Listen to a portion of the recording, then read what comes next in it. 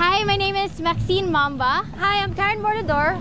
At gusto namin ma-involve sa itong election ng 2010. Oo, may kailangan kaming sabihin sa inyo dahil sobrang importante nito. Oo. May kandidato kami na talagang sinusuportahan namin.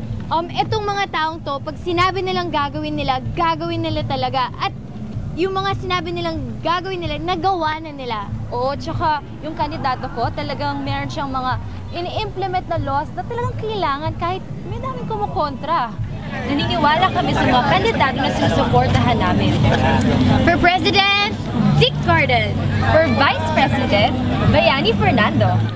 Naalala niyo yung pinatubo? Dick Gordon was there to support and to lead the people.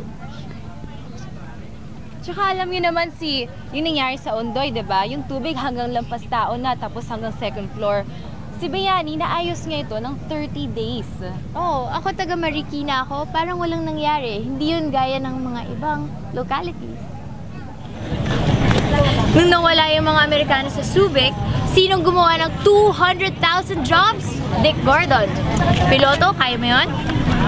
At alam niyo naman, ginawa niyang lungsod ang Marikina City ngayon. Ito ang pinaka-cleanest, greenest at multi-rewarded na lungsod sa Manila. Di gaya ng mga ibang mayor na mayaman talaga yung lungsod. Pero, ang daming libre, di ba? Oo nga. Sana huwag kayong maniwala sa mga survey lang. Oo. Diba? Ako nga, hindi nga ako na-survey eh. Oo, I mean, mag-isip naman kayo at tingnan nyo kung ano talaga yung nagawa ng kandidato. Yung, ano ba? Mga resultas ng nagawa niya sa bayan, sa Pilipinas, di ba? Ang gusto naman talaga nating lahat ay maging masaya. Magkaroon ng masayang Pilipinas, di ba?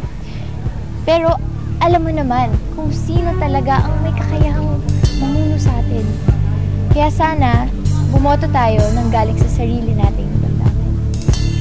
So, kung gusto niyo ng pagbabago, masisimula natin yon sa boto mo.